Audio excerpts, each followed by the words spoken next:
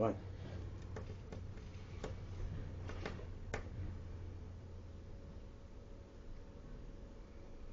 Okay. It started videoing. Friends, family, subscribers to the YouTube channel, Adventuring with the S.G.O.C.C. So we're having a little trouble with the new mics. So when I have this clipped on, I can't see the blue or the red. Tim said it was on red, which to my mind and Tim's means it's not working. But I plugged it in, it made a beep. Tim looked at the receiver and says it is working, so we'll kind of work through that. So it was supposed to be a live stream, but we haven't figured that out yet. We can't figure out how to go directly from the camera that we have now to YouTube on a live stream. So we're going to address some of the comments that we've received lately.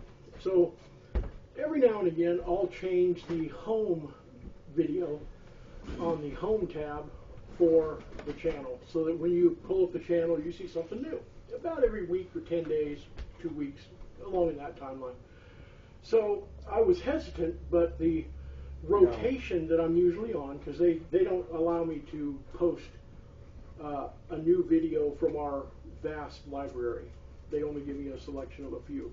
One of the most popular videos is the video of Tim shooting the Savage 30-06 bolt-action rifle down at French Joe Canyon 3 years ago. It's been quite a while. So I posted that up.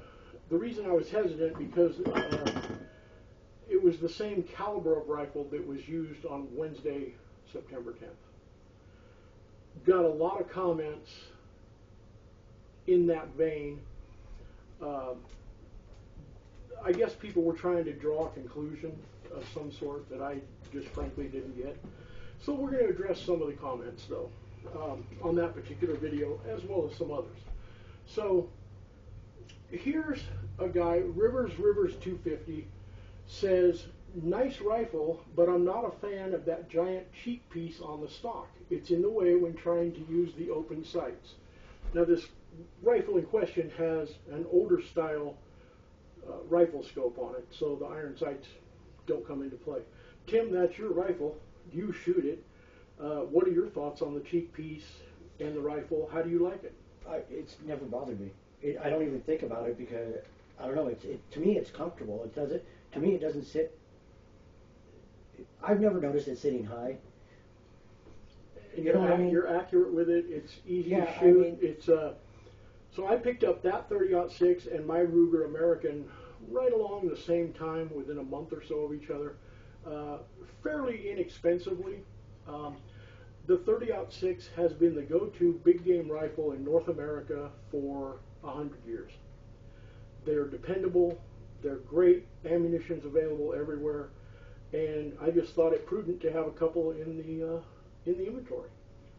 So there you have it. Yeah, I'm looking at it right now, and I don't know. I guess it just fits for me because it has it's dovetailed. Mm-hmm. That it to me it just fits perfect. So the rifle in question is a Savage 30-06. It has a walnut stock with a built-in cheek piece. It's not an added piece. It's built into the stock of the gun. I've always thought they were comfortable. Tim and I are two different sizes physically. We both think that it's comfortable on the rifle. I grant it, for use with iron sights, it might be a situation, but this gun in question has a rifle scope on it, so not an issue. So James McAllister, F3D, I am 77 and a lefty and poor. So the Model 110 Savage was my #1 shooter for many years, and it did a good job. Micro groove barrel was excellent. The trigger on these were the problem. So after I bit the bullet and went with a Peterson trigger setup, and I still use it, mine is a .243 caliber. So the Savage bolt action big game rifle came in several calibers. This one's 30-06. I think the trigger on this one is about 7 pounds. Yeah, it's... But I prefer the heavier triggers because you can take your time and pull, not jerk. Right. So if that makes any sense. I have, between Tim and I, we have several firearms.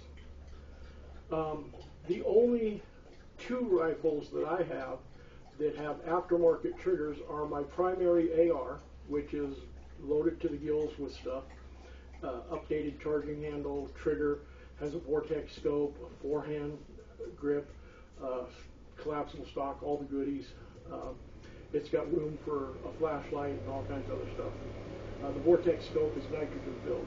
And my 6.5 Creedmoor, which has a forward mount bipod, 50 power Bushnell scope, and collapsible stock and all the goodies, it also has an upgraded charging handle and trigger. For a bolt action rifle,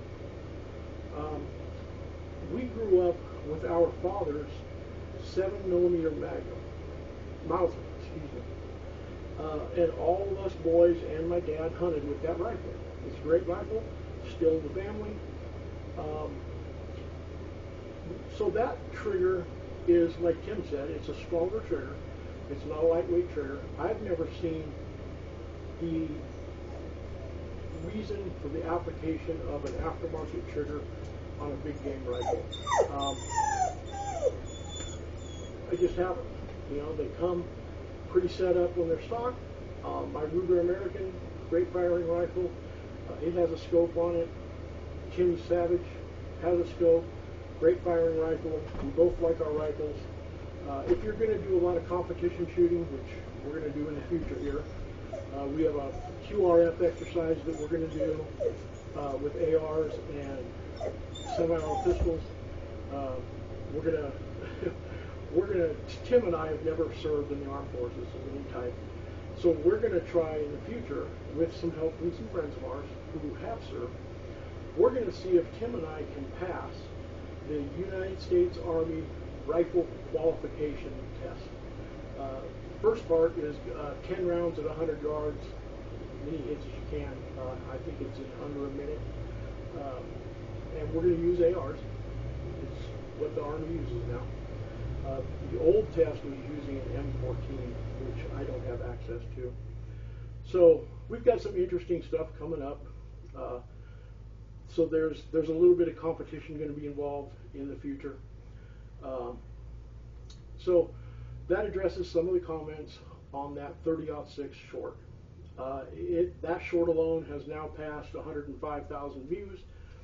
We're still arguing with Google/YouTube about watch hours.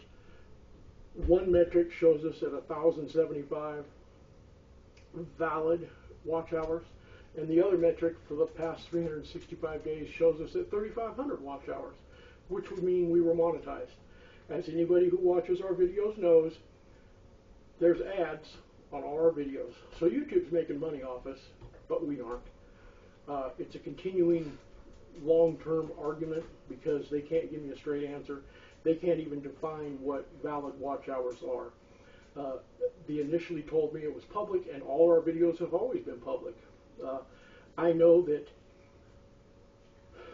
playlists and shorts do not accrue valid watch hours, but I know for a fact there's at least a half a dozen people that watch our videos, not on a continuous basis, but at least 50 hours a day between the six, and we're still losing watch hours. We have been since last October 19th.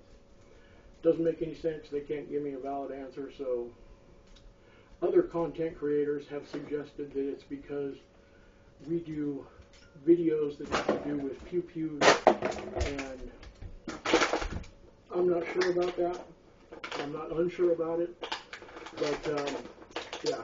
So that sound you hear in the background, Marty is playing with her favorite toy. I can buy her plushies and tie knots and socks, but her favorite toy is an empty water bottle that I give her, and she just loves them.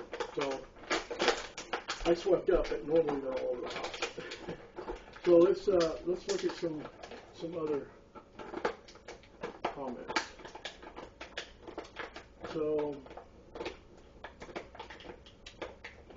we're going to stay away from any of the political stuff.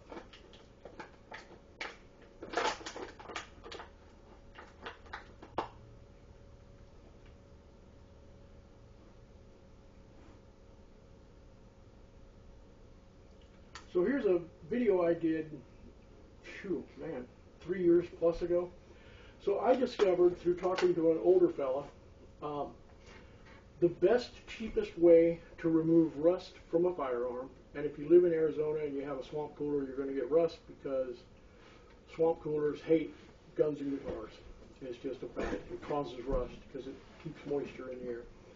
So he told me WD-40 and a copper penny, which means an older penny, and you just rub the penny back and forth. So I did a video showing removing rust from a rifle. And these guys who just commented, thanks. Oh, it's Lama Simon 9421 responds, thanks. Great, straight to the point video. You got another subscriber. That's what we like to hear. Tim and I are very adamant in the fact that we do not use scripts. We do not use anything other than bullet points, like when we went to the Camp Naco video that we did with Professor Orozco and a contingent of the Buffalo Soldiers Motorcycle Club. That's it, bullet points. Just so I get dates right, so I don't forget. That's it. We are of the belief that if you're not passionate about it, and it's got to come from the heart.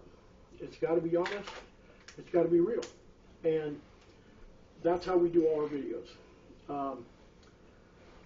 No scripts, no rehearsals. We live in the Old West. We live in Cochise County. We have, since the inception of this channel, we have 2.5 million views. In the last year alone, we have 1.63 million views in the last year alone. We're up to, as of this morning, 2,586 subscribers. We lost 2 over the last 48 hours. Not sure who or how or why. We've got some pretty big subscribers that have subscribed to us, that we enjoy their content. B&M Garage, it's Ben and Cox and his family up in Utah. And also a fabricator that I discovered, I think he's in Kansas. And he's just a brilliant garage engineer who has built some really, really badass machines. He and his wife, it's a family deal. They're the same as us, no scripts, no rehearsals. They do it because they love to do it. And it's called, now I'm going to forget it. It's Fab is in the title. And I'm drawing a blank, I'm sorry. I want to give a special shout out to a few things. First, 63.9% U.S. subscribed. Oh, right on. 4.8% India. Thank you, India. Canada, 4.3%. Catch up to India. Canada, you're a little slow on this one. Let's pick up the pace. Pakistan. That I find interesting. Yeah. They're a completely Muslim country, and they're following a couple of crippled Christian boys. Interesting. But we do have good content. We love going outdoors and doing stuff. The one time we did the raffle. Yeah, a fellow from the Philippines won. And we're at 2.6 in the Philippines. Percent, yeah. South Africa, 1.6%. Wow, we're big in the South Africans, huh? United Kingdom, we were below 1% in the United Kingdom, and the last 6 months we're now up to 1.4%. So thank you to the UK. Thank you. And good luck with what you guys have got going on over there, because you got a lot going on over there. Yeah, you do. But I hope that you enjoy our videos. We enjoy making them. Australia has come up to 1.2%. Down under, you're lagging behind Great Britain. Let's pick it up a little bit. Then we have the Netherlands. Right on. Ireland. We hit Ireland. Now, I'm sure there's other countries. It doesn't give me a full breakdown off of my analytics from my phone. But those are the main ones that it's pulling up this month.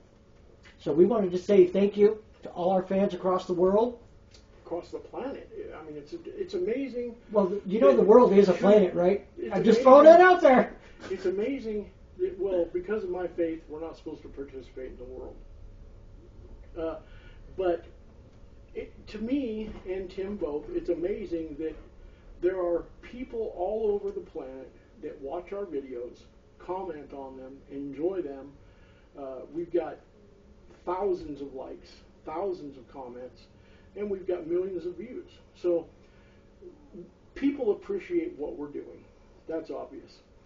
I just wish we could get this watch hour straightened out, because the first stage of monetization is you get paid $18 per 1,000 views. Okay? For instance, the month of October, we had 62,000 views. Okay?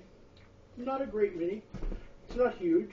Oh, but if somebody would like to sponsor us, Peace we will take a sponsor without question. Peace tea, because I don't drink Rockstar. But if we were monetized, that first stage of monetization would have paid us $18 per 1,000 views for 62,000 views. What? It's not on.